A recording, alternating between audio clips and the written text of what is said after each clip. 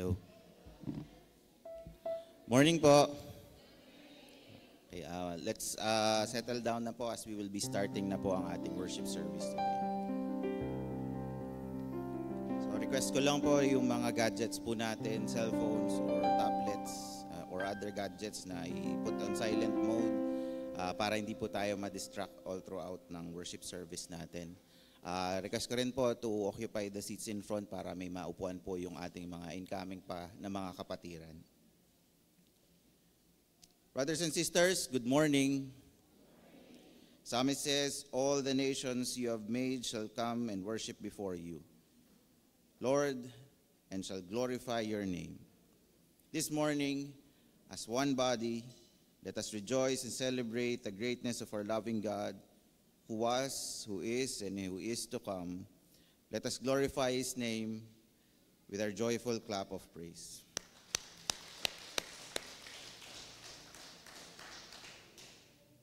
Beloved brethren, let us bow down our heads for a while as we prepare to reverently worship our Almighty God in silence. Let us reflect on the wonderful thought that God made us the object of His amazing love. The psalmist says, what is a man that you are mindful of him, and the son of man that you care for him? Let us think about how God has marvelously created us in His image, with His mind, with His heart, with His will, and with His spirit. But we were marred by sin. Let us be amazed on how God visibly demonstrated His great love for us when He sends His beloved Son, our Lord Jesus, whose wounds and blood had fully paid the penalty of all our sins, restored our relationship with our Heavenly Father, and never loses track of us, especially in our life's journey of faith in Him. In this hour of worship, may the power of the Holy Spirit continually guide us to live at the core of our walk in Jesus Christ. And may our worship be a worthy offering for our adoration and love for His glory alone.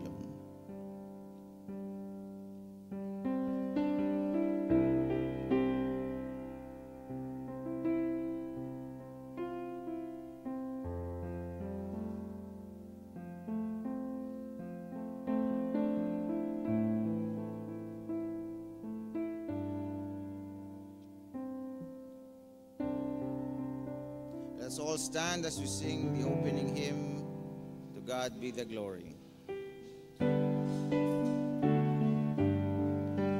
To God be the glory, great things He has done.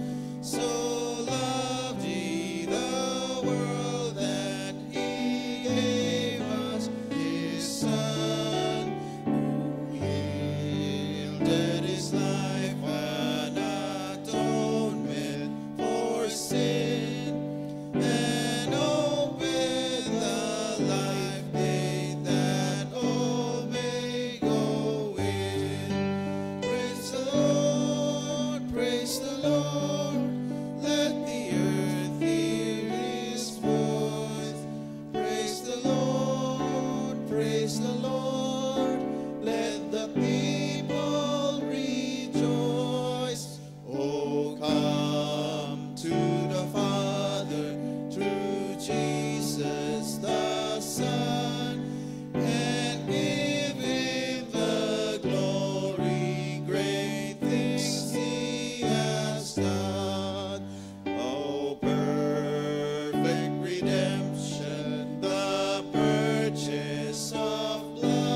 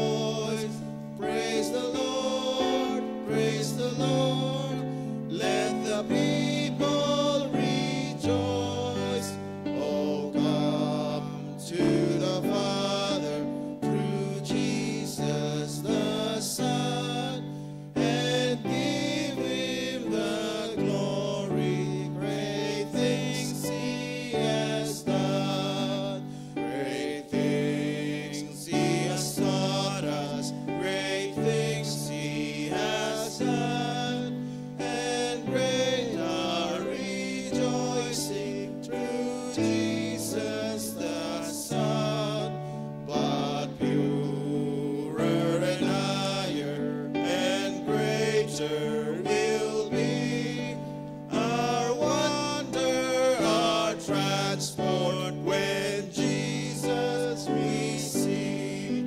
Praise the Lord, praise the Lord. Let the earth hear his voice. Praise the Lord, praise the Lord. Let the people rejoice. Oh, come to the Father through Jesus the Son, and give him the glory. Great things he has done. In unison, let us read the call to praise and worship taken from Psalm number 8. Let's read it all together. O Lord, our Lord, how majestic is your name in all the earth. You have set your glory above the heavens.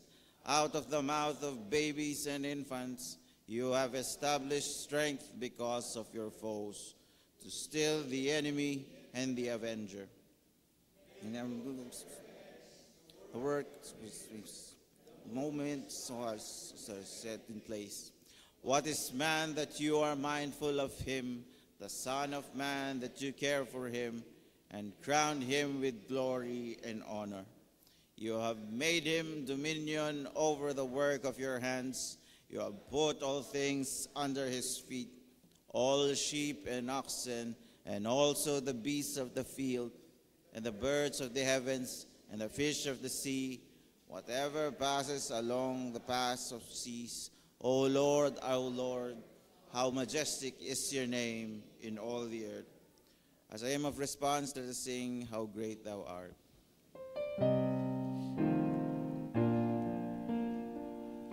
O Lord my God, when I in awesome wonder consider all the worlds thy hands have made, I see the stars, I hear the rolling thunder, thy power throughout the universe displayed.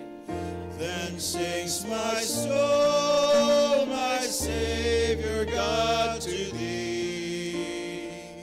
How great thou art, how great thou art.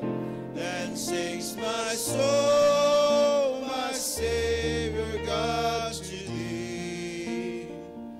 How great thou art, how great thou art.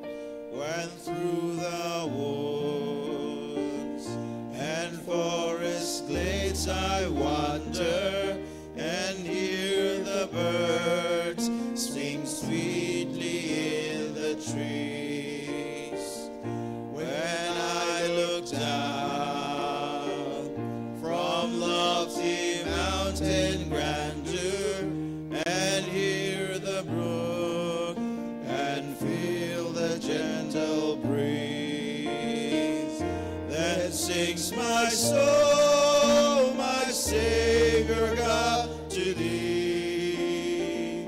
How great thou art, how great thou art. Then sings my soul, my Savior God, to thee. How great thou art, how great thou art. And when I think that God his Son not sparing sent him to die, I scarce can take it in, that on the cross my burden gladly bearing, he bled and died to take away my sin. Then sings my soul, my Savior God, to thee. How great thou art, how great sings my soul, my Savior God, to thee. How great thou art, how great thou art. When Christ shall come with shout of acclamation and take me home, what joy shall fill my heart. Then I shall bow in humble adoration and there proclaim, my God, how great thou art. Then sings my soul, my Savior God, to thee. How great thou art, how great thou art. Then sings my soul, my Savior God, to thee. How great thou art, how great thou art. Let us all be seated and join me as we pray. Lord, as the psalmist said in Psalm chapter 90, verse 8, you have set our iniquities before you, our secret sins in the light of your presence. As we come to you today, O magnificent and glorious Father, we marvel at your majesty. We marvel at your beauty, your wonder, and extravagance no one can compare. It surrounds us in everything we taste, hear, and see. As we glorify you, Lord,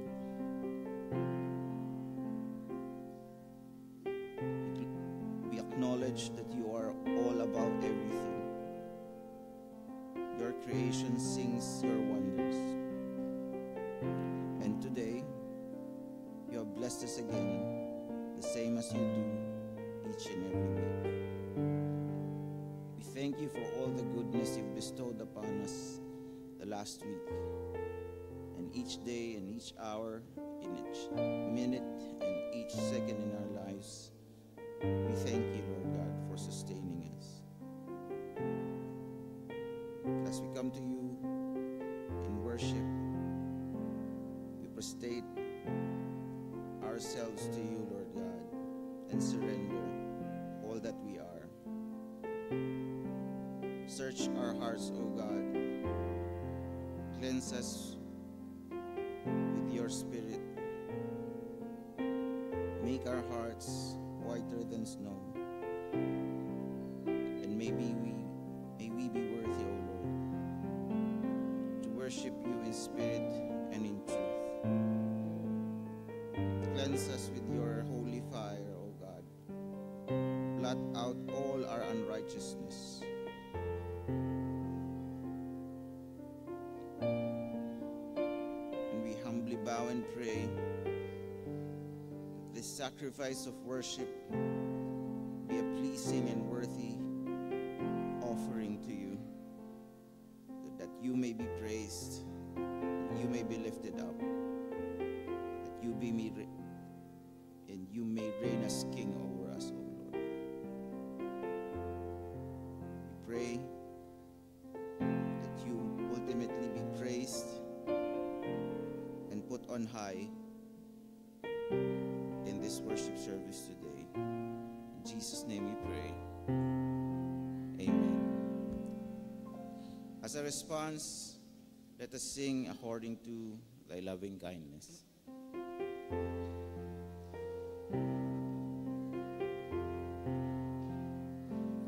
According to thy loving kindness, Father, have mercy on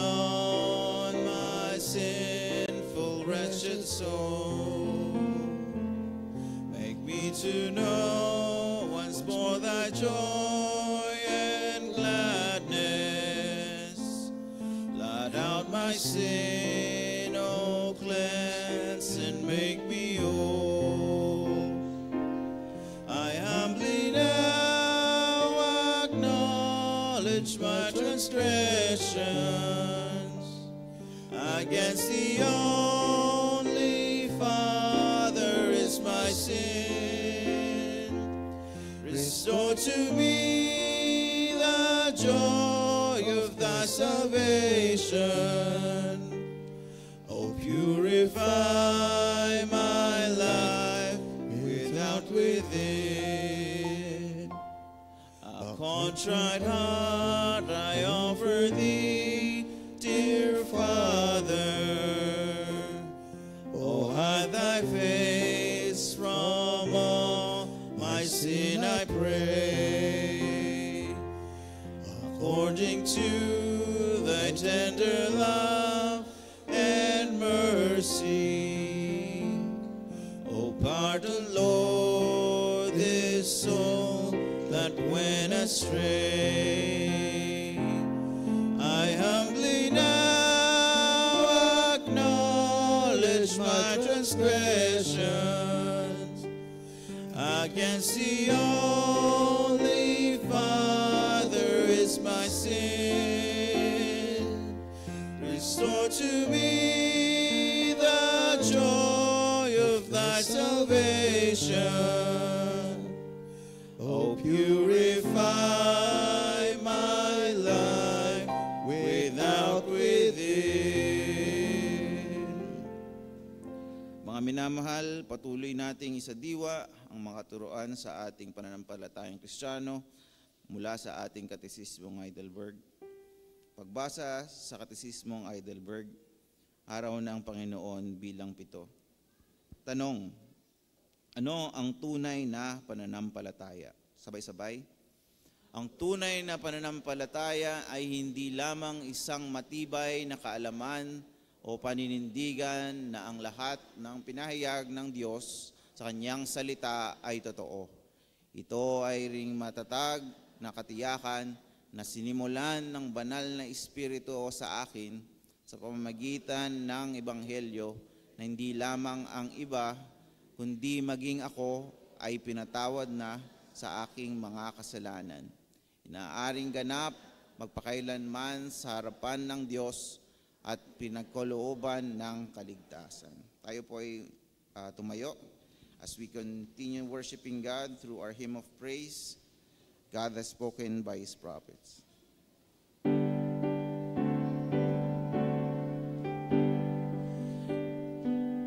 God has spoken by His prophets, spoken His unchanging word, each from age to age proclaiming, God the one, God righteous Lord. May the world's despair and serve one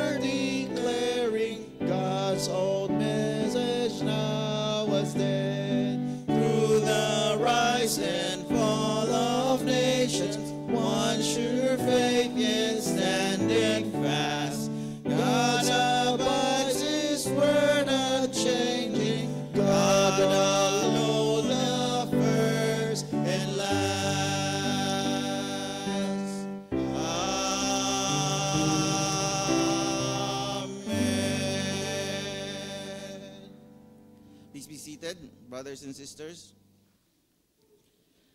Again, let us praise God for the blessed opportunity that our beloved and our very own Elder Jacob Samuel Mojica will proclaim the truth of the Word of God to us. Let us thank God for our dear Elder Jacob.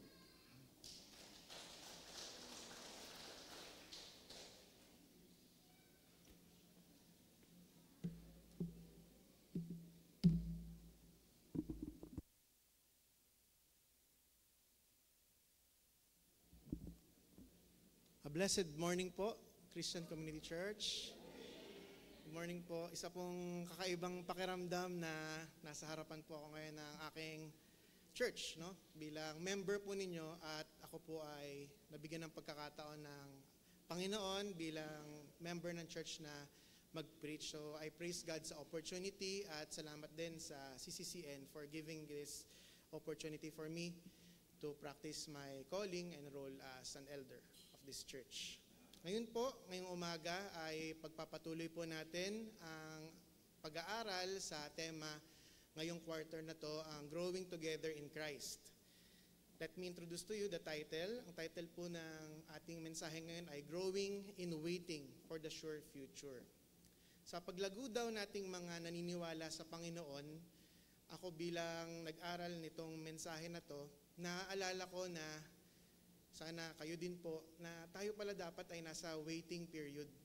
Nag-iintay pa po ba tayo? Kasi sa ating pag-iintay, sa sure future na ang ating Panginoon nang nag-promise na siya ay babalik at tatapusin lahat ng paghihirap natin, na bigay ng kasalanan dito sa mundong ito, hintayin natin siya dahil sure na dadating siya. At sa pag-iintay natin, merong nagaganap sa ating buhay at yun ang paglago. So samahan niyo po ako mga kapatid na alamin kung ano yung sinasabi ng Diyos ngayon sa bawat isa sa atin, ano bang klaseng paglago at paano ito ginagawa ng isang Kristiyanong nag-iintay sa kanyang blessed assurance at hope na matatapos din ang lahat ng frustrations and discouragement na binibigay ng mundong ito sa atin. Pero bago po iyon, bilang paggalang po sa salita ng Panginoon na maririnig natin, tayo pong lahat ay tumayo.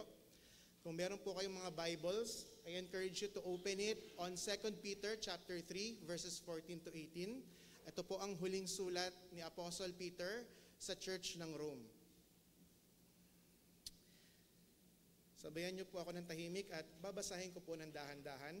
Verse 14, "And so, my friends, as you wait for that day, do your best to be pure and faultless in God's sight, and to be at peace with Him. Look on our Lord's patience as the opportunity He is giving you to be saved, not just our dear friend Paul wrote to you, using the wisdom that God gave him. This is what he says in all his letters when he writes on the subject. There are some difficult things in his letters which ignorant and unstable people explain falsely, as they do with other passages of the scriptures. So they bring on their own destruction." Verse 17, "But you, my friends, already know this. Be on your guard, then, so that you will not be led away by errors of lawless people and fall from your safe position." Last verse 18, "But continue to grow in the grace and knowledge of our Lord and Savior Jesus Christ. To Him be glory now and forever. Amen." Let us pray the prayer of illumination. Panginoon Diyos, maraming salamat po sa umagang ito kung saan sa inyong pulpito makakarinig po kami ng inyong salita na magbibigay nourishment sa aming spiritual na buhay. We admit that we can be wealthy, healthy, and stable in our lives, but in our spiritual lives, we desperately need your word to continue in our journey of faith. Kaya Panginoon, maraming salamat sa umagang ito. Bigyan niyo po kami ng humble hearts to focus in ourselves, our standing in front of you. Paalala niyo sa amin ngayong umagang ito na kayo ay babalik muli at may ine-expect sa amin na hindi kami masyadong distracted dapat sa aming waiting period sa inyong pagdadating. Gamitin niyo po ang inyong lingkod na lahat ng lalabas sa aking bibig ay ang inyong nais lamang at ang inyong will na marinig ng inyong simbahan. Gamitin niyo po ang simbahang ito para patatagin, palakasin ang aming nanghihinang puso at nawa Panginoon, you find us faithful sa inyong pagbabalik. In Jesus' name we pray, Amen. Pwede na po tayong umupo. So growing in waiting, meron po akong tanong sa inyo. Sino po dito ang gusto na nasa sitwasyon ng waiting, yung paghihintay? Taas ang kamay. Gusto niyo po yung naghihintay sa mundong ito? Kasi bigyan natin ng konteksto, bigyan natin ng example. Yung waiting na to, ito yung nasa isang sitwasyon ka na gusto mong mabago at yung iniintay mo ang magbibigay sa'yo ng better position and security. Like for example, after a long day of work in the office, syempre gusto mo nang skip yung hassle ng pagko-commute, no? You know, the working class of Metro Manila. Tapos sabi mo sa asawa mo, pwede mo ba akong sunduin? Ayoko mag-commute. At sabi niya, sige, susunduin kita. At sabi mo sa kanya, okay, 5:30, nasa harapan na ako ng opisina, sana masundo mo na ako. 5:30. Pasintabi lang po sa mga mag-asawa na napatawad ng isa't isa, no? Baka may mga emosyong bumabalik na, for example lang po ito. 6 o'clock na, nung ikaw ay sumilip sa iyong orasan. 30 minutes siyang walang text, walang chat, walang tawag. Imagine the waiting. Yung 30 minutes na yun, parang 3 hours no? Ang daming anxiety, ang daming thinking, ano bang nangyari sa kanya. No? So merong emotions, may mental challenge na kasabay ang ating pag-iintay. Lalo-lalo na na-experience ko po sa mga nanay at tatay natin dito, yung parents ko and tita ko, bago ka makapag-register sa pagiging senior citizen, talagang pipila ka ng mahaba. No? And even sa pag-avail ng benefit nito, di natin may iwasan na minsan tayo mag-iintay sa pila. Diba? Sa pila na yun, because of physical limitation, sometimes hindi madali ang waiting. Again, let me ask you, sino dito ang gusto ng sitwasyon ng nasa waiting game? No? Yung iba sa atin, nag-iintay ng tawag ng in-applyan. Sabi sa atin, after 2 days, we will get back to you. Either a university or an organization, 3 days hindi pa rin nag-i-email or tumatawag. Iba no? Iba. Bakit ko yun ina-explain sa atin? Gusto ko pong i-share sa inyo ang pinagdadaanan ng Roman Church na tulad natin, mga nananampalataya sa Panginoon at na-doctrinalized ng mga pastor. Sa kanila po, sa case nila, si Paul, sa letter ng Romans, at si Peter, na merong second coming, babalik ang ating Panginoon. Pag-intay lang kayo. We are blessed sa sitwasyon natin ngayon because we can freely express our religion sa democratic country natin. Pero during their time, the reign of Emperor Nero, ang mga Christians po ay falsely accused ng Great Fire. Kung alam niyo po yung history. Nung Rome, almost all of the buildings sa Rome ay nasunog. Ang ginawa ni Nero, isinisito sa mga Christians. Kaya nga sa 1 Peter, ang description ni Peter sa kanila, ang mga exiles ng dispersion kasi nagkalat sila, nagtatago lahat dahil sila ay pinapatay, pinapersecute. At alam naman natin, sa panahon ng trials and crisis, dyan pa pumapasok ang mga mapanlamang. At yan ang nararanasan ng ating mga kasamang nananampalataya during the time ni Peter sa Rome. Punta po tayo sa writer ng letter at pinapanalangin ko mga kapatid na usisayin natin, alamin natin yung puso ni Apostle Peter para malaman natin ano ba yung motibo ng Panginoon sa gusto niyang maintindihan natin sa ating paghihintay sa kanyang pagbabalik. Punta tayo kay Peter. Si Peter sa 2 Peter chapter 1, 13 to 15, sumulat siya at ito ang sulat niya. Imaginin mo yung leader mo nasa point of death na siya ay nakakulong nito dahil iniintay na lang niya ang Roman authorities na siya ay patayin dahil sa kanyang ministry as a Christian. Sabi niya, sa tingin ko, tama lang na ipaalala ko sa inyo ang mga ito habang nabubuhay pa ako. Alam kong malapit na akong magpaalam sa mundong ito. Imagine natin, the most fitting action ng taong nagmamalasakit sa atin habang nag-iintay tayo. Alam niyo, minsan, ang gusto lang naman natin may magpaalala. Tama? Nag-iintay tayo sa email ng in-apply natin. biglang may mag-email, kino-consider ka namin, mag-wait ka lang. Ang laking ginhawa. Diba? Habang naghihintay tayo sa sundo, isang chat lang na on the way traffic lang. Diba? Ang laking ginhawa po nun. And that's what Peter exactly did sa Rome na yon. At syempre, bilang mamamatay na, ano pa bang ipaprioritize ng mamamatay na sa kanyang minamahal na simbahan? E di magbilin, magpaalala ng mga itinuro niya. Hindi na siya gagawa ng iba pa.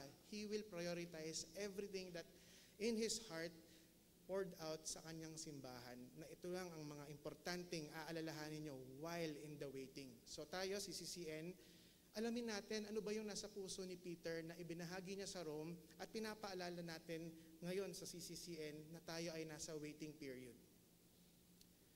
Ang ating tanong ngayon sa umagang ito, what are the right responses Christians should actively do while waiting for Jesus' return? Actively po kasi minsan merong mga nag-iintay na nasa waiting area lang, wala naman akong ginagawang masama, hindi naman ako distracted, but our Apostle Peter, ang ating Panginoon, merong sasabihin sa atin ngayong umaga na habang iniintay mo akong bumalik, may ini-expect akong ginagawa mo. Ngayon po, bilang sagot, meron lang po akong onting twist, yung Christian should, kung nababasa niyo po sa screen niyo, yung Christian should, palitan po natin ng pangalan natin. Lagay natin yung name mo. In my case, Jacob should. Ulitin ko po yung tanong What are the right responses Christians should actively do while waiting for Jesus' return? CCCN should, number 1, be diligent to preserve the godly character and attitude. Diligent to preserve. Ano bang Tagalog ng preserve? Preserve, panatiliin. No? Meron tayong encouragement galing sa Panginoon ngayon na panatiliin at sipagan ng pagpapanatili ng godly character and attitude. Sabi sa verse 14, and so my friends, as you wait for the day, capital letter D, the day of the Lord, identified na nagwe-wait tayo, do your best to be pure, number 1, and faultless in God's sight. Number 2, and to be at peace with Him. Bago po ito i-expound, ang question, ang tao ba may kakayanan to preserve a godly character and attitude by his own effort? Lalong-lalo na isama natin sa formula ang challenges ng world na ito in this present time. Kaya ba natin? Hindi. Pero may kilala ako, Jacob, na mababait naman. Matulungin, mapagpatawad. Remember everyone, mga kapatid, ang pamantayan natin, God's sight. God's sight. Hindi kaya ng mga taong makasalanan at makasarili na ang kanyang motibo sa paggawa ng character and positive attitude ay for the glory of God. Kailangan na may kapangyarihan ng Panginoon to change the motive of the heart ng isang taong makasalanan para sa mata ng Diyos sa kanyang pagbabalik. Wala siyang mapupula, wala siyang masisisi sa atin. Sabi sa chapter 1 verse 3, paano tayo nabago ng Panginoon na lahat ng kabutihang kaya nating i-respond sa mga trials ng mundong ito ay karapat-dapat at kaaya-aya sa kanyang paningin? Verse 3 says, ayon sa kanyang kapangyarihan, hindi effort natin. Ayon sa kanyang kapangyarihan, ipinagkaloob sa atin ng Diyos ang lahat ng bagay na nauukol sa buhay at sa pagkamakadiyos sa pamamagitan ng pagkakakilala sa Kanya na tumawag sa atin sa pamamagitan ng kaluwalhatian at kapangyarihan. Nung hindi pa po tayo naniniwala o di pa natin kilala ang Panginoon Diyos na tagapagligtas, yes, in the sight of man, kaya natin maging nice. Kaya natin maging, wow, ang bait mo naman, brother, sister. Pero sa second coming, sa judgment day ng Panginoon, ang lenteng gagamitin ay sight ng Panginoon that can see the motive of the heart. At hindi kaya to ng ating fleshly desires. Kailangan ng kapangyarihan ng Panginoon in the power and the sacrifices of Jesus Christ at tayong mga naniniwala sa Kanya ay binigyan niya generously ng spiritual gifts wherein yung dating tao na pag nalamangan, anong sabi ng mundo? Tama lang na gumante. Pag nadaya tayo, galit ako, I deserve.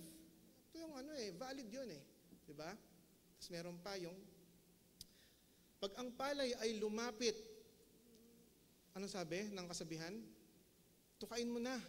Pero totoo yun sa pananaw ng mundo. Okay lang yun, lumapit yung palay. Pero nung nalaman natin ang katotohanan ng Panginoon, hindi na tayo lawless. Alam na natin yung law, may susundin na tayo at may direksyon na ang buhay natin. Paano natin gagawin yun? Napakahirap ng mundo, Jacob. Di mo alam ang pinagdadaanan ko. Kapatid, paalala lang po, it's not our own effort. Babalik tayo sa kapangyarihan ng Panginoon na inopen niya, inunlock niya during the born-again experience. Kaya natin yun. At minsan, merong mga tanong sa akin, nung youth pa ako, mga 2 years ago, nung youth pa ako, lalo na tayo, nasa reform tayo, may mga questions pag naririnig natin yung term, yung word na elect. Move on na. Daming nag-react. 2 decades ago. Okay. So, paano mo malalaman, lalo na pag mag-e-evangelize ka, paano ba malalaman na elect yung tao? Di ba, merong ganun certain security ang gusto ng mga tao Kaya lang, hindi natin malalaman kung sino ang elect Alam niyo kung anong good news? Sabi ng Panginoon sa kanyang salita, we can know sa sarili natin. Sabi sa verse 10, chapter 1, therefore, brothers, be all the more diligent to confirm your calling and election. Paano daw? Paano mo malalaman sa sarili mo between you and the Lord na ako yung elect? For if you practice these qualities, you will never fall.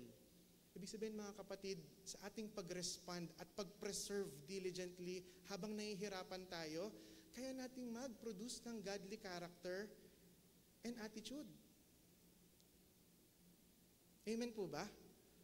Hindi natin alam ang buhay ng bawat isa ng mga katabi natin, pero paalala ng pulpitong ito ang Panginoon ngayon sa kanyang kapangyarihan. Sabi nga sa kanta, yet not I, but through Christ in me. Babalik tayo sa kanya Nasaktan tayo, nakapanood tayo ng news na very discouraging. Bakit siya pa yung nabigyan ng pabor? Balik tayo sa panalangin. Lord, ano po bang sinasabi niyo sa akin? So that we can diligently preserve the godly character sa ating waiting period. Let me share with you an illustration. May isang magkasintahan na ang isa ay isang militar na ma-assign sa isang dangerous mission, life-threatening mission, at may isang babae, a promising young lady na matalino, maganda, maraming nagkakagusto sa kanya, pero because of the mission sa kanyang career, kailangan nila maghiwalay. Kailangan nilang mag-separate. Sabi ng lalaki, pagbalik ko, pakakasalan kita. So nangyari na ang paghihiwalayan dahil kailangan nilang mag-separate dahil sa career ng lalaki, and there begins the tension of the waiting. Sa unang araw, pangalawang araw, baka kaya pa. Pero bilang nagmamahalan yung babae, siguro nag-overthink na siya. Safe ba siya doon? Ano kayang ginagawa niya? Hindi lang yung babae. Ang nasa waiting, ang subject din sa waiting yung lalaki kasi nangako siyang babalik siya. At merong life-changing na kaganapan. Nangako siya ay mag-offer ng kasal. Siyempre, yung lalaki, meron din siyang responsibility in the waiting. So pag naiinip ba siya, natatakot siya, nag-overthink siya, naku, baka may iba nung nagkakagusto doon na. Anong dapat gawin ng dalawa during the waiting?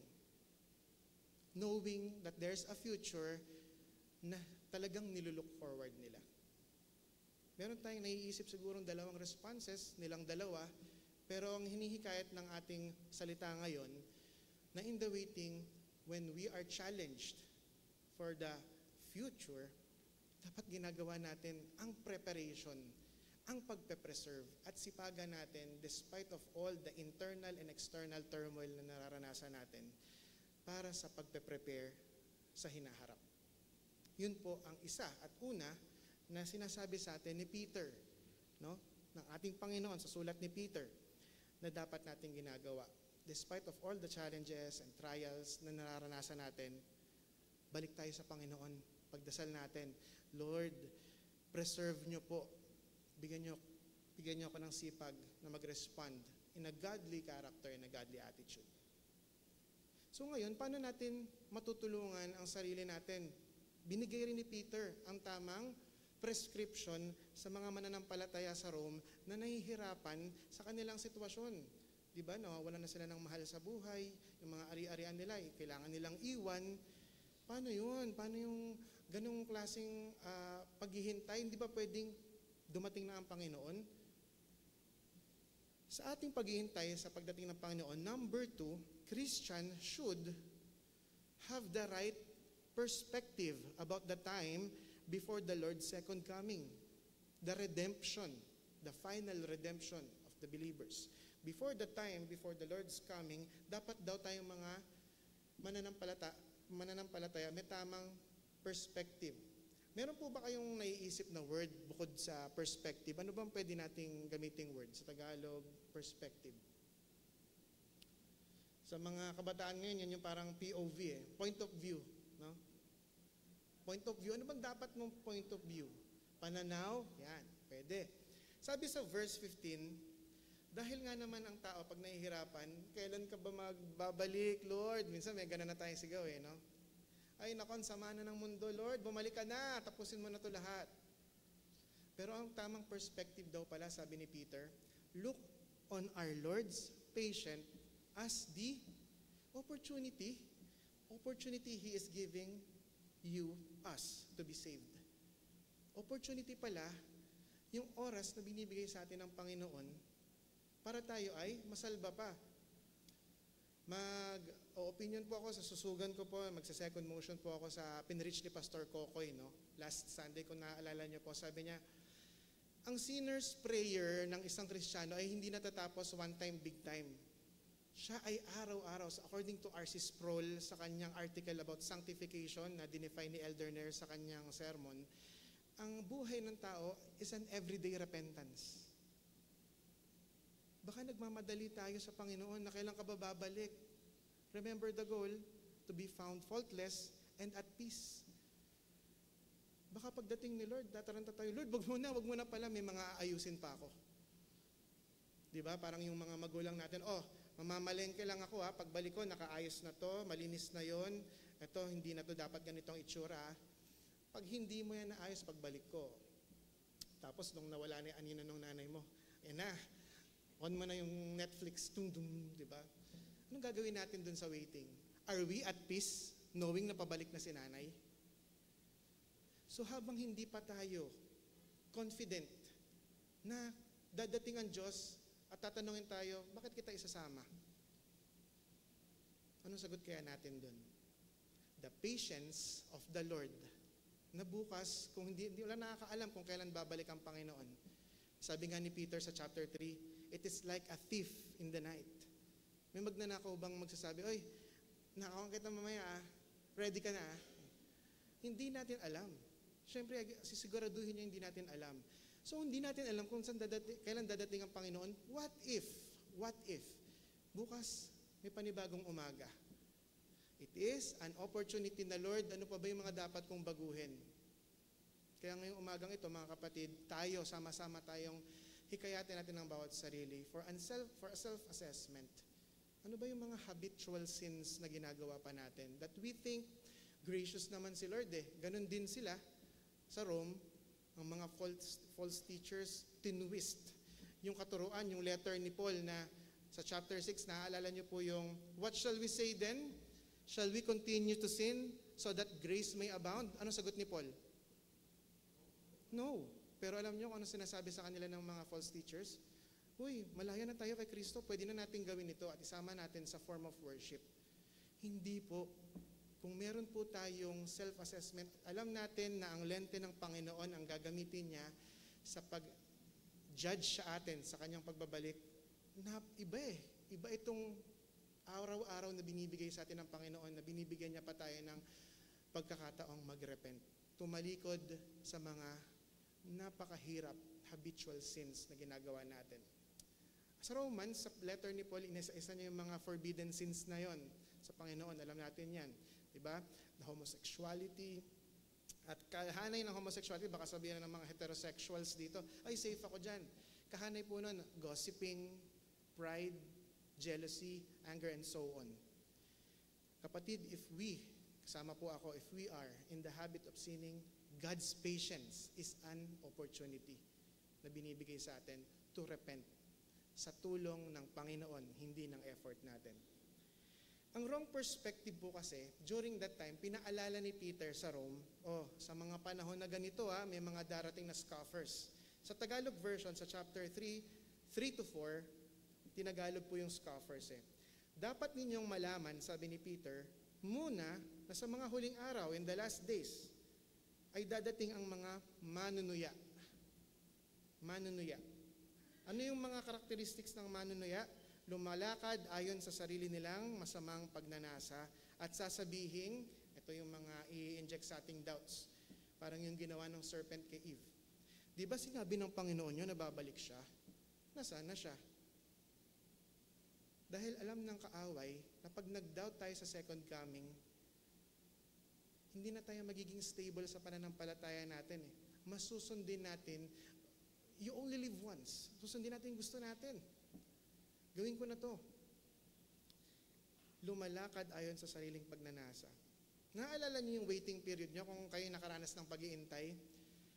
Tapos may bubulong sa isip niyo, di na ata babalik Parang lalong bumibigat. Noong panahon na tayo nag-iintay sa isang government benefit, tayo ay nasa pila. Tapos yung mga kasama mo sa pila, parang wala na ata. Mga ganun pa yung naririnig natin. Pero yung bigat ng pag-iintay mo, lalong pang bumibigat. Yan ang gawain ng mga manunuya. Habang naghihintay tayo, ililihis niya yung ating kaisipan, ang ating perspective, ang point of view natin sa dito lang tayo. Kaya nga dapat nasa waiting area ang mga Kristiyano Hindi tayo at home sa world. Yun ang paalala sa atin ngayong umaga. Dahil ang mga manunuya, gusto tayong gawing at home sa waiting area. Di na dadating yun. Second coming, di na dadating yun. Enjoyin mo na yan. At ang enjoyment na gusto nila, yung pang fleshly desires. Walang problema sa pag-i-enjoy sa blessings ng Panginoon. Di ba? Blessing ng Panginoon. Pero make sure na ito ay naaayon sa perspective ng Panginoon while we are in the waiting period.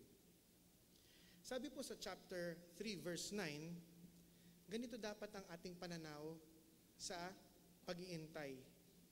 Hindi mabagal ang Panginoon sa pagtupad sa pangako niya. Parang nababagalan kasi yung mga nagsasuffer Di gaya ng iniisip ng iba. Actually, pinagpapasensyahan niya kayo kasi ayaw niyang may mapahamak kahit isang tao.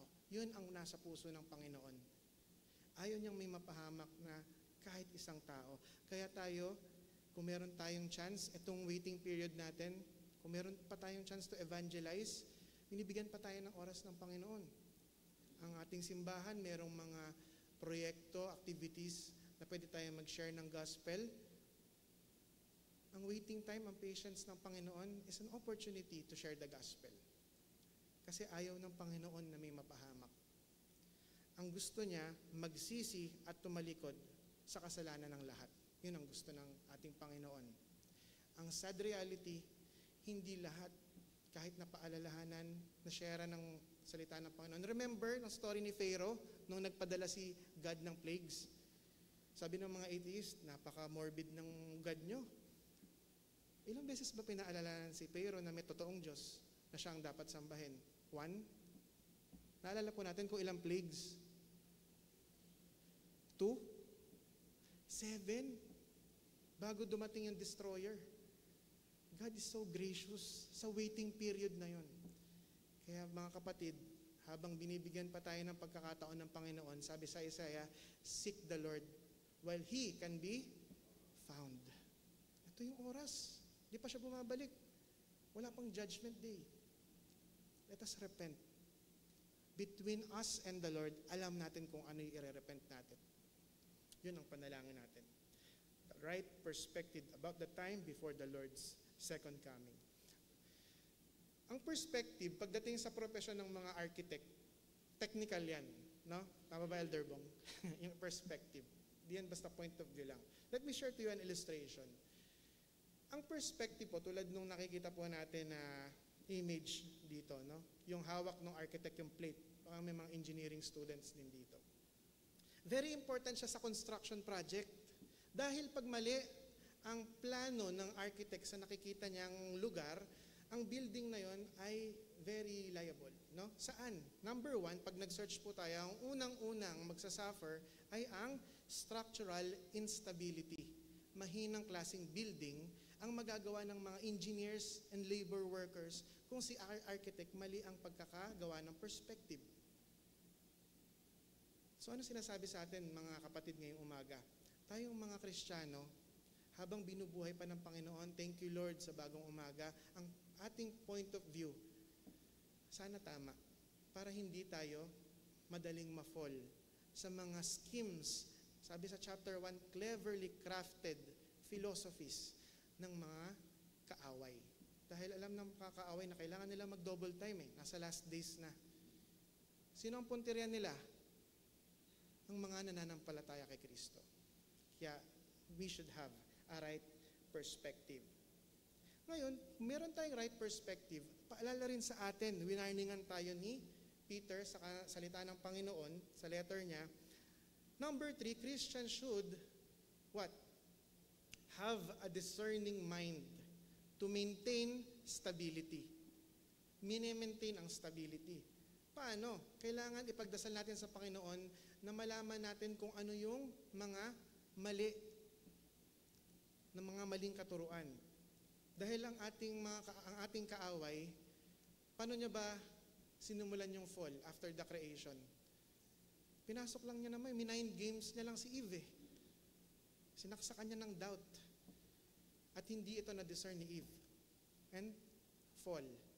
And while waiting for the redemption, we as Reformed, alam natin yung framework natin, creation, fall, and the redemption. Habang hindi hintay natin yung final redemption ng pagbabalik ng Panginoon, tama dapat yung naiisip natin. Tama dapat yung pinakikinggan natin. Tama dapat yung pinanonood natin. Dahil ang kaaway, hindi yan nasa pulpito at magsasabing, hindi totoo ang Diyos. Iba na ang diskarte ng kaaway in the present time, 2025. Ang false teachers natin, nasa mga interest na natin. Sabi sa chapter 2, verse 1 to 3, ano ang description sa false teachers, mga kapatid sa CCCN? Pasikreto. Pasikreto silang magtuturo sa inyo ng mga nakakasira at maling katuruan. Ano ang senyales na mali ang kanilang katuruan? I-deny nila ang Master, si Jesus Christ, sa mga tinuturo nila na nagligtas sa kanila. Naalala niyo turo ni Pastor Kokoy last week, yung tinatawag niyang Gnostic. Masasarap pakinggan, nakaka-motivate, nakaka-life-changing, pero doesn't give glory to God. Asan si Jesus doon sa mga pinakikinggan nating magaganda at motivating? Dahil sa devil, ang stability natin na 100%, okay na sa kanyang maging 99.9. Because sa building, pag may crack lang dyan, in time, babagsak din yan. Pasikreto sila.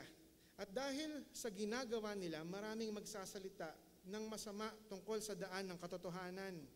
Yung truth, parang galit na sila pag yun yung pinag-uusapan.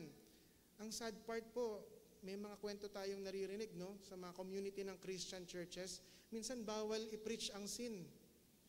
Bawal i-preach yung judgment, second coming. Huwag nyo na nga i-invite yan, ang negative naman. Huwag nyo na pag-preachin siya. Pero dito, we believe na may sin.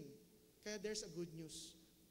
And there's a judgment day, fair judgment, para sa mga mananampalataya na nag-continue in a righteous way sa kanilang faith. Sa kasakaman nila, gugulangan nila kayo at kukwentuhan ng mga kwentong inimbento lang. Pero matagal nang nakaredy ang judgment sa kanila at hindi natutulog ang magpaparusa sa kanila. In fact, nung Old Testament, bago pa dumating ang ating Hesukristo, ang Messiah, meron ng mga ganyang evidence. Binalik ni Peter sa mga naiinip na nag-iintay, huwag kayong makikinig sa mga false teachers. Naalala niyo yung nangyari in the Old Testament? 2 Peter chapter 2, 5 to 10, isinulat ni Peter yung naganap kay Noah. Ano meron nung panahon ni Noah? Immorality, wickedness. galit ang Panginoon.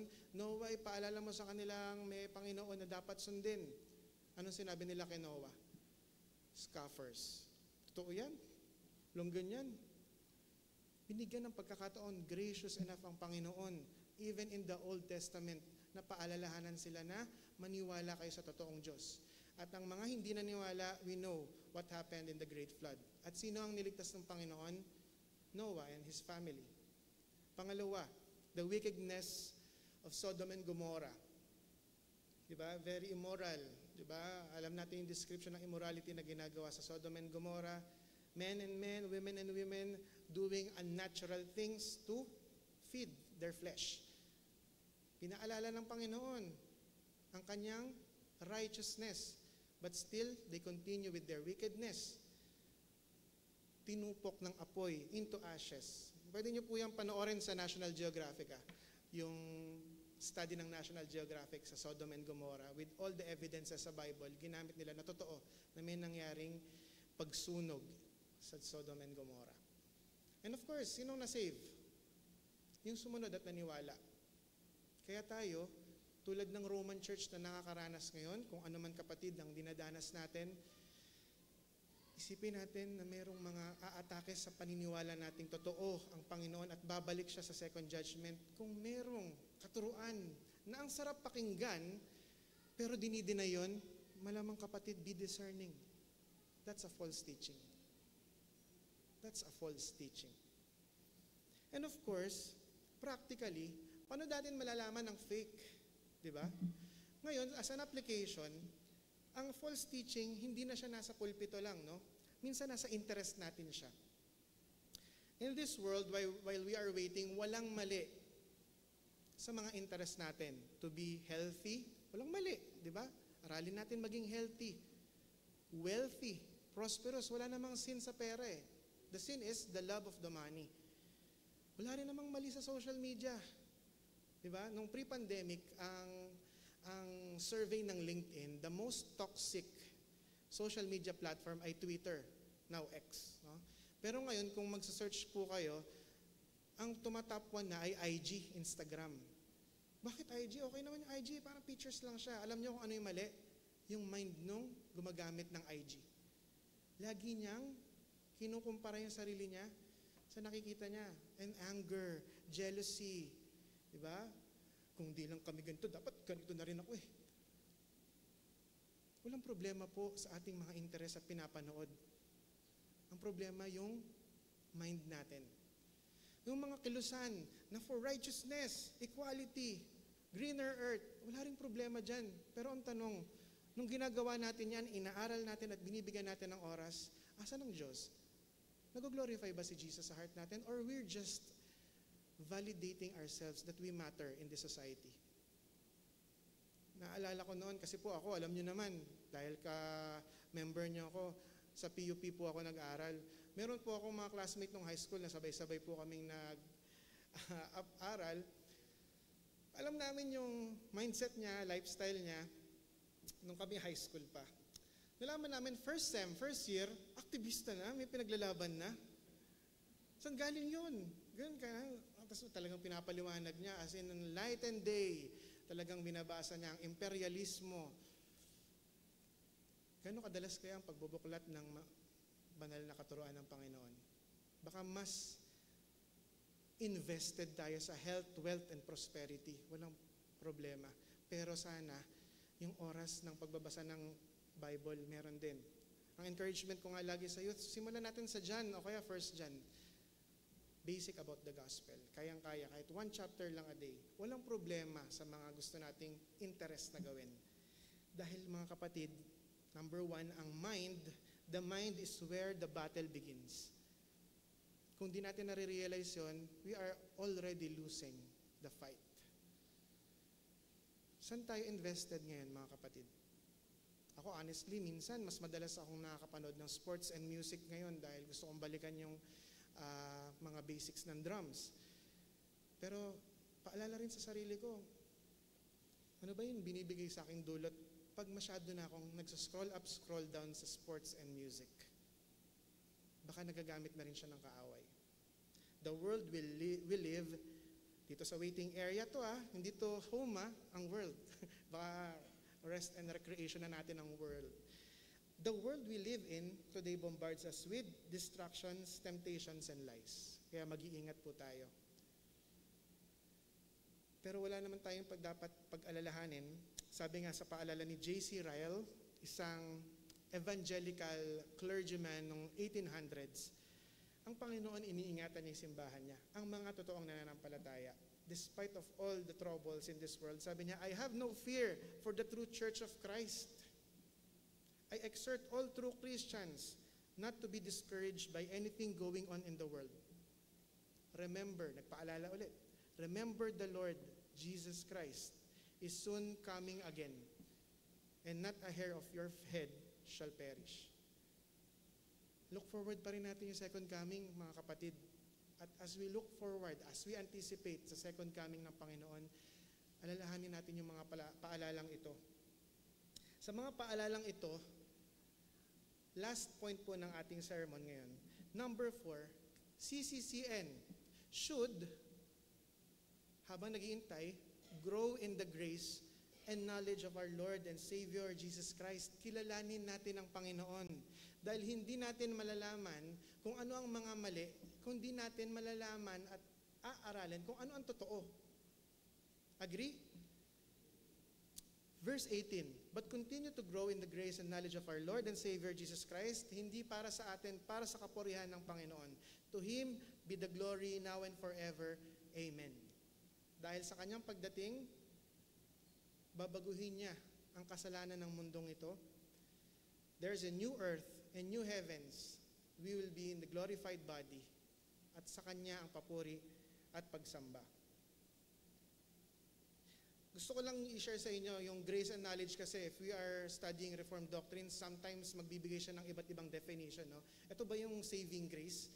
Ito ba yung head knowledge na inaaral ko sa Bible study? Sa Tagalog version po, ang Biblia, sabi dito sa verse 18, sa halip, lumago kayo sa kagandahang loob. Hindi pala ito yung basta-basta lang na nagsastudy tayo ng Bible. Kailangan na i-express din natin yung kagandahang loob ng Panginoon. Ang kagandahang loob ng Diyos at sa pagkakakilala sa ating Panginoon na tagapagligtas na si Jesucristo, purihin siya ngayon at magpakailanman. Kaya Panginoon, sa ating pagdadaysek ng salitang ito, kanina pinaalala sa atin yung mga dapat nating ipanalangin, i-preserve, be discerning, di ba? Ano pa yung isa? Guard your minds sa mga false teachings. Ang pinakahuling paalala ni Peter, hindi natin madaling magagawa yun kung hindi natin kinikilala ang katotohanan, Jesus Christ. Practical tayo, no? Kailangan natin protektahan ang sarili natin sa mga mali. Bigyan natin ng isang practical na example. Merong kaganapan sa buhay natin na tinatawag na scam. No? Ang scam naman sa una, hindi natin alam na mali eh. Tama po? May kausap tayo, sasabihin niya ba sa atin, uy, lolokohin kita after nitong i-offer ko sa'yo. Tanggapin mo Hindi. Kaya tayo, may tinatawag na scam kasi siya ay kapani-paniwala sa una. Nung na-scam ako, no, o kung sino man sa atin, sa pangalawang beses, ano yung mga changes? Nagiging mapanuri na tayo no? May validation na. Verify. Diba? Alamin natin kung tama ba to, legit ba? Dahil, tulad ng perang fake. Paano mo malalaman nang binibigay sa yung pera ay fake? You should know what is the real money. Practical, tama po ba? Kamusta na po ang ating pag-aaral ng salita ng Panginoon, ang pagkilala sa Kanya? Sa atin mga kapatid, bilang elder po ng inyong simbahan, isang encouragement at panalangin ko po sa bawat isa sa atin na ang inyong pong simbahan ay may mga programa na talagang sinisipagan ng inyong mga leaders, ina-approve with faith na may goal na mag-glorify ang ating Panginoon. Gusto natin mas makilala ang ating Panginoon. Kaya sana, by this church, sabi nga ng ating forefathers sa Reformed faith, si John Calvin, human beings come to know more about themselves. Paano? Paano natin mas makikilala yung sarili natin? as they learn more about God. And they come to know more about God as they learn more about themselves. Bakit? In the first place, saan ba tayo hinulma nung Genesis sa creation? In God's image, the creation. The problem is the fall. Nasira yung imahe ng Panginoon because of sin. Naka-experience na tayo ng sakit. May HIV, may lindol, may great fire, no? And may mga internal insecurities pa tayo. Pero ang totoo naman talaga, we are in God's image. Kaya habang nag-iintay tayo mga kapatid, kilalanin pa natin si Jesus kasi doon tayo hinulma. As an application for this, ang inyo pong simbahan at personally, corporately and personally, we can do growth in the knowledge of our Lord Jesus Christ via Bible study. Nasusulat po yan sa Psalm 119. Day and night, we meditate on the Lord's law. Kamusta po ang ating daily devotion sa pagbabasa ng salita ng Panginoon? And sa ating pagkilala sa Panginoon, alam nyo, we can express, pwede natin siyang kausapin din through prayer. Nagpe-pray tayo. Pag masaya, we pray. Pag nangangamba, we pray.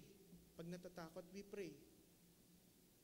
Bible study and prayer, mga kapatid, ang CCCN po, meron tayong mga activities para corporately gawin natin.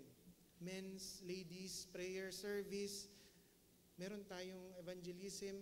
Ang mga kabataan, meron din tayong mga activities for that. Pwede po kayo sa lahat ng mga nakikita ko po from this peripheral view, yung mga pwede nating salihan para mas makilala natin ang Panginoon. And of course, sabi nila, pwede naman akong maging faithful sa Panginoon mag-isa. Isa po sa mga paraan kung paano po mas makikilala natin ang Panginoon at may express ang kagandahang loob, hindi lang head knowledge. Join a community of believers. Mga imperfect people na pina-perfect pa ni Lord through sanctification para malaman natin ang grasya ng Panginoon. At kanino natin i-express ang grasya ng Panginoon na natututunan natin kung wala tayong opportunity to serve? Serve the church, outside the church. Via these activities, mas makikilala natin ang kagandahang loob ng Panginoon kung tayo ay na-expose sa salita ng Panginoon at na-express natin sa kapwa natin. Minsan may maririnig pa tayo, pero anong sabi ng word ng Lord? Sa akin ka mag-focus. Mas makikilala natin ang Panginoon habang nag-iintay tayo sa patuloy na trials ng mundong ito.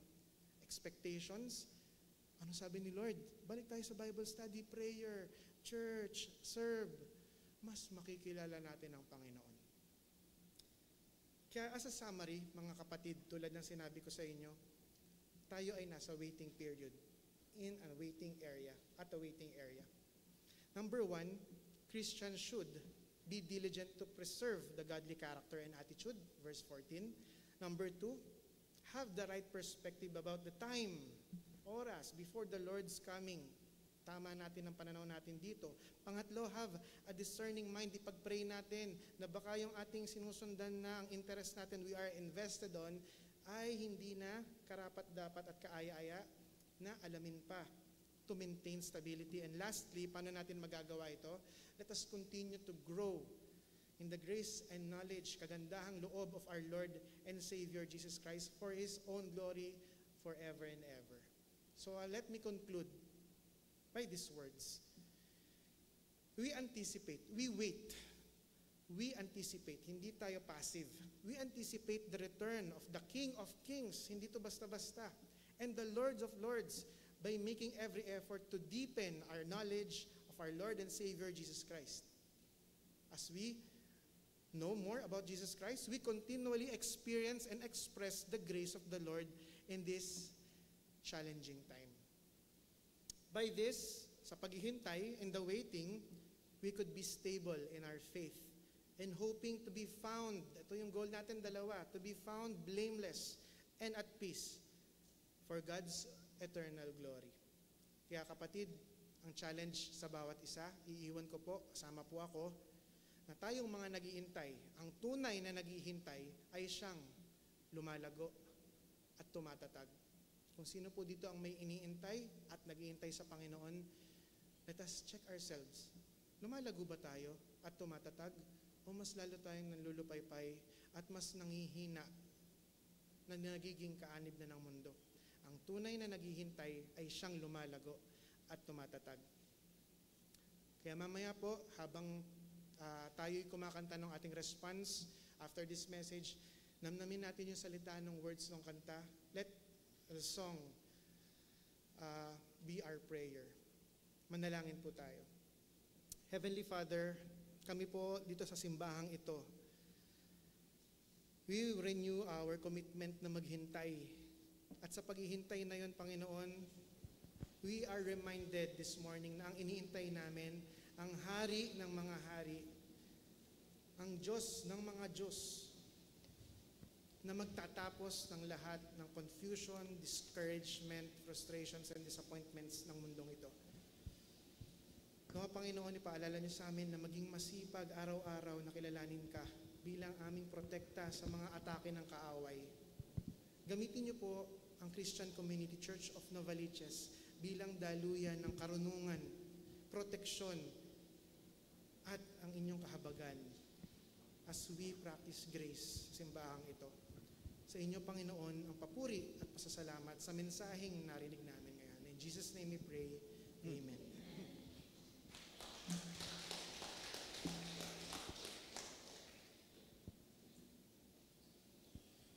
Let us all rise and sing our song of response.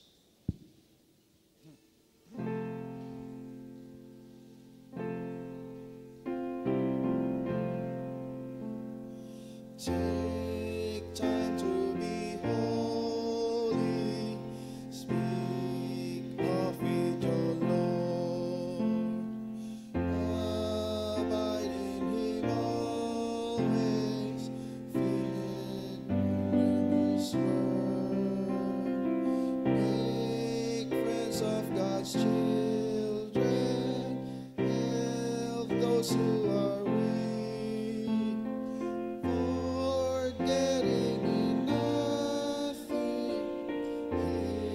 Blessing to see.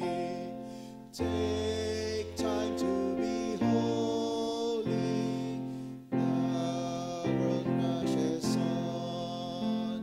Spend much in secret with Jesus alone.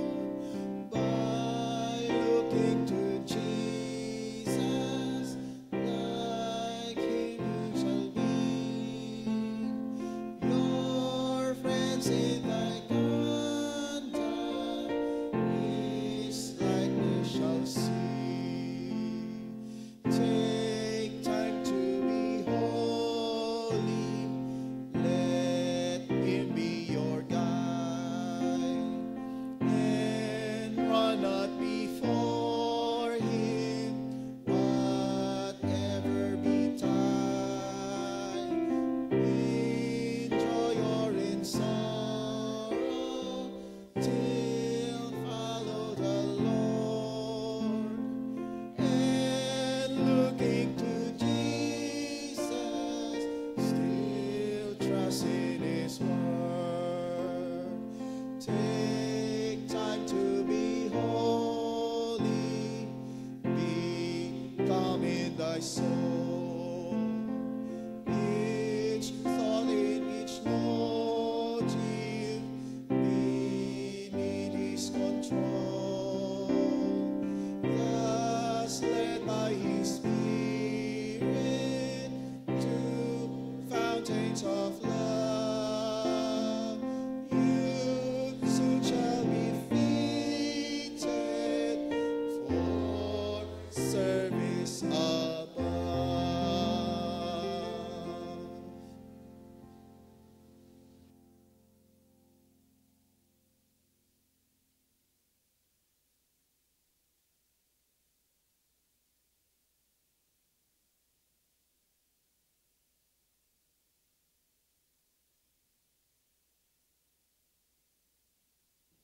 Let us now prepare to respond to the goodness of God with the blessings He faithfully and generously provided us Bringing our tithes and offering demonstrates our trust in God's provisions and faithful obedience to His word. May I read to you an exhortation from 2 Corinthians chapter 9, verse 8. And God is able to make all grace abound to you, so that having sufficiency in all things at all times, you may abound in good work. May I call on the deacons to collect our tithes and offering as we sing, "Thank you, Lord."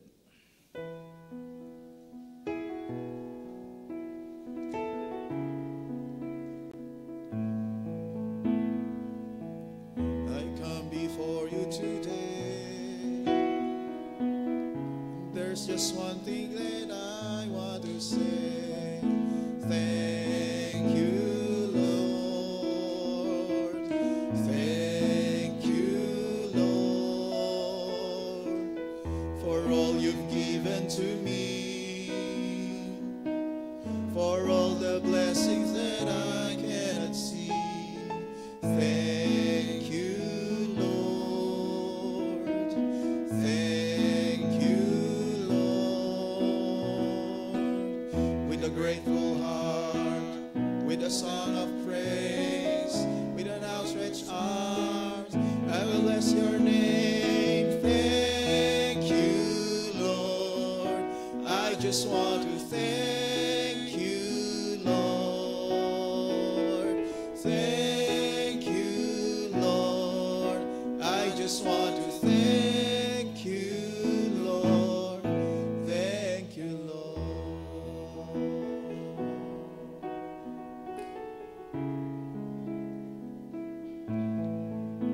Let's come to the Lord, acknowledge His presence, and be in a state of prayer. As we dedicate tithes and offerings to our God.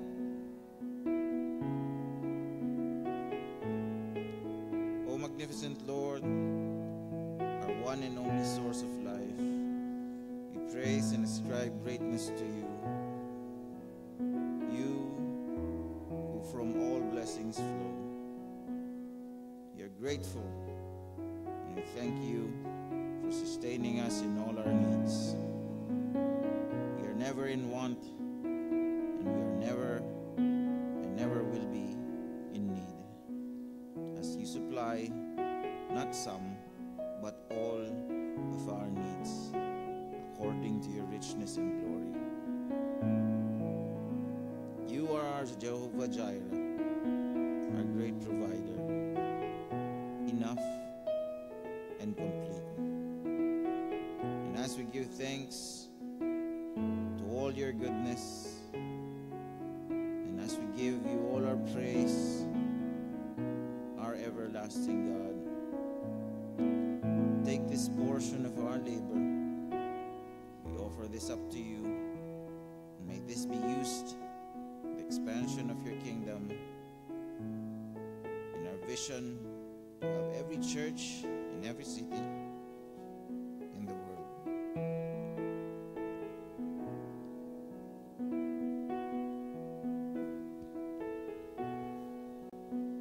Bless us, O Lord, to become better and suitable stewards in proclaiming your truth and your ever greater glory. All these and all our being are yours.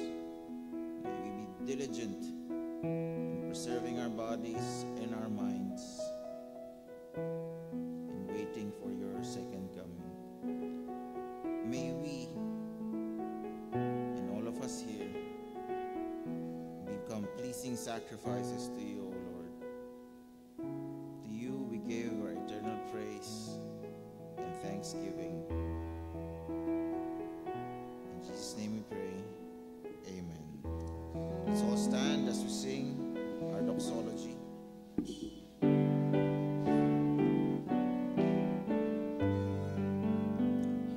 Praise God from whom all blessings flow. Praise Him, all creatures here below. Praise Him above ye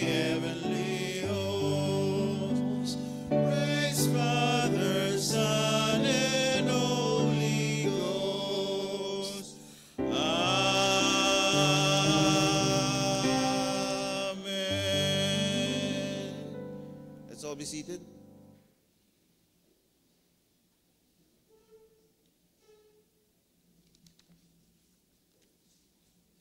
We are now at the portion of our greetings and our church announcements. Warm welcome to all our visitors and guests and those joining us online. We hope you can join us again next Sunday and the Sundays thereafter for our worship services. So we'll be proceeding for the birthday celebrators for June 22 to 28. So for June 26, si Sister Maribel Giosanta, happy birthday po. And June 27, si Belen Dizon. And we have a wedding anniversary celebrator po for June 25, si Reverend Kokoy Rola Tandayo Marabur and his beloved wife po, si Sister Jamie Marabur. So we hope we can extend po ang ating mga greetings sa kanila. Kaya po si Jacob ang naging preacher natin ngayon. Okay, so we go to our church announcements. Care Nova Youth Olympics, may part 2 po kayo later, 8 p.m. Just coordinate lang po sa inyong PROs as well as yung mga church youth officers natin. 8 p.m. daw po, online session. Again, for our prayer meetings, panawagan po ng ating prayer ministry. We hope you can join us during our Wednesday na prayer meetings here po sa Sunday School area every 9 a.m. And we also ask kung meron po kayong, kung gusto nyo pong i-open din yung inyong mga bahay for prayer meetings, no? Just advise po ang ating prayer warriors, care po ni Deacon Leia. Please note din po for our evangelism ministry, as na-mention din po ni Elder Jacob, na we need to grow in the grace and the knowledge of the Lord and be diligent.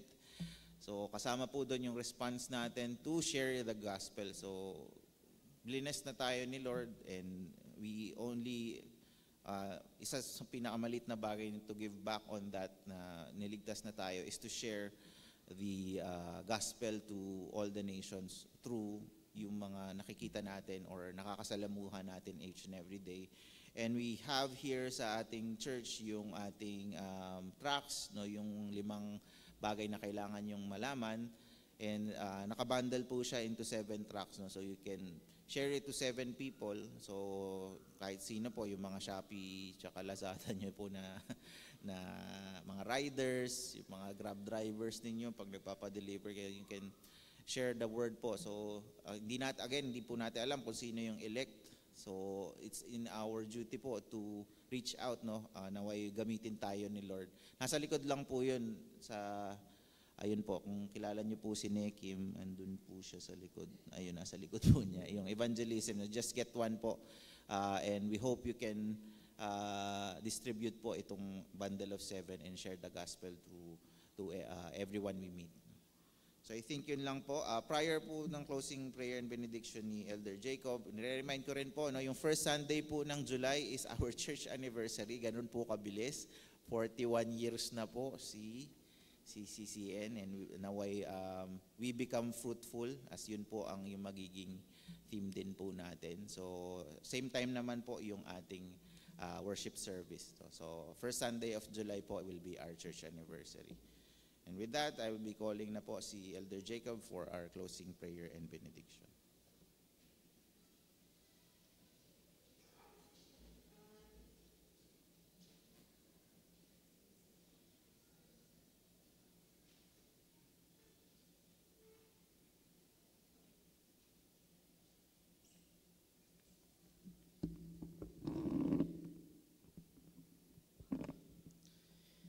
Tayong lahat ay yumuko at manalangin.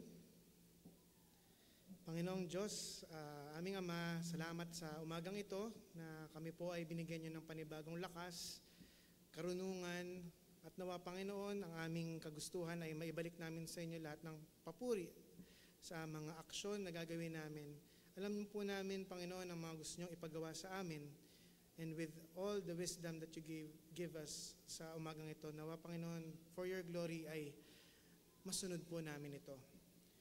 This world is full of lies, trials, and of course, Lord, in our flesh, habang kami po ay nasa laman pa namin, napakahirap po, Panginoon, ng pagsunod. Pero pinapaalala niyo po ngayong umagang ito, sa kapangyarihan ninyo, binigyan niyo kami ng kakayanan, both to will and to work, to practice our salvation and work out our salvation. Kaya ang CCCN, Panginoon, naalay po namin ang aming buhay, ang aming puso as we leave this place na may bagong kaalaman at nawa, Panginoon, sa aming pag-iintay sa inyo, mas mag-guard namin ang aming puso at isip as we wait and sa inyong pagbabalik, found faultless and at peace. Ayaw po naming mamuhay sa takot. Kaya kung anumang takot ang bumabalot sa puso at isip ng kapatiran sa CCCN, Panginoon, comfort us with your word that one day you will come again to wipe away all our tears. Tatapusin niyo po ang kasamaan ng mundong ito. Lord, kayo po ay totoo, makapangyarihan, at ang totoo kayo ay nakaupo ngayon sa trono ninyo. Kaya sinasamba namin kayo at pinasasalamatan sa aming buhay. Nawa, Panginoon, pinapanalangin din po namin sa bahay-sambang ito as we celebrate with Maribel Diosanta and Belen Dizon sa kanilang kaarawan ngayong linggo. Patuloy niyo po silang bigyan ng pagpapala at pagpapalang patuloy na makikilala ka. Nawa, Panginoon, sa panibagong taon ng buhay nila, the faithful God na kasama nila sa buong taon na yon, ay sila rin ang magbibigay ng katotohanan na siyang faithful God ang kasama sa panibagong taon na to. Sa pagsasama po ni Reverend Kokoy and Jamie Marabur, we praise you, Lord, for being faithful sa kanilang marriage relationship. Nawa, Panginoon, kayo po ang patuloy na gumitna sa kanila. Any trials sa kanila pong relasyon ay makita po kayo nila, at kung may nanghihina po sa bawat isa ay magpalakasan sila gamit ang kalakasan na nanggagaling lamang po sa inyo. Salamat, Panginoon, sa simbahang ito wherein we can freely express our worship to you. At sa aming pag-iwa-hiwalay ngayon, nawa, Panginoon, dala namin ang fire, ang init ng aming pagsunod sa inyo as we face the world.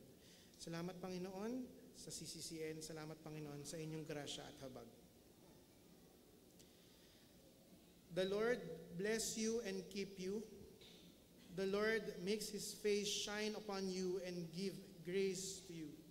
The Lord lift up His countenance upon you and give you peace. In Jesus' name we pray. Amen.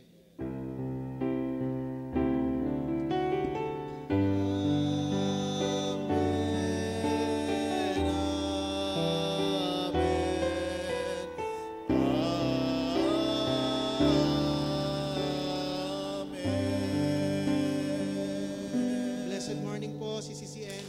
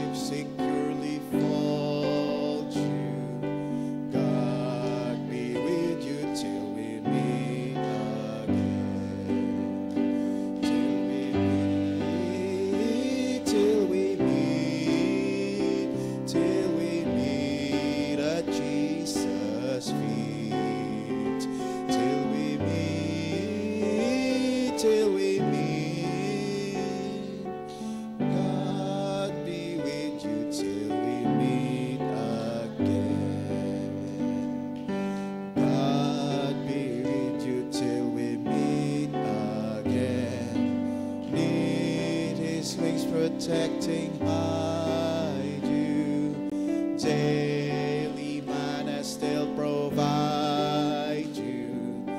God be with you till we meet again. Till we meet, till we meet, till we meet at Jesus' feet.